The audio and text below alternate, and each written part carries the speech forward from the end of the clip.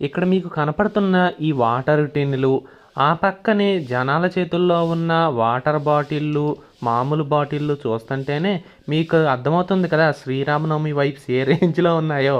అసలు పానకం బాటిల్లు పట్టుకొని తిరక్కపోతే అది శ్రీరామనవమియే కాదండి. నేను మాత్రం ఇది ఖచ్చితంగా చెప్తాను. అదొక ఎమోషన్ అంతే. ఈ సంవత్సరం మా ఊర్లో అయితే శ్రీరామనవమిని చాలా గ్రాండ్‌గా చేశారు. చూస్తున్నారు కదా!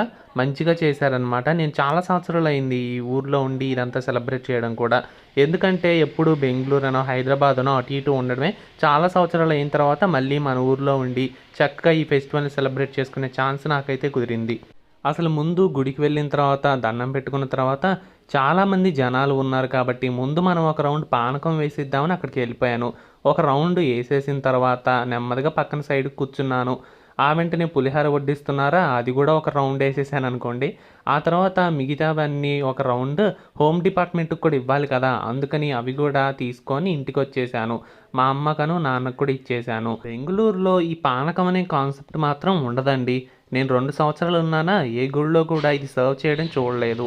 సరే ఇదంతా లాగించేసిన తర్వాత మళ్ళీ వెళ్ళి ఒకసారి నమస్కారం చేసేసుకొని, ఇంకా ఇంటికి చకాచక్ ప్యాకప్. అందరికీ జై శ్రీరామ్.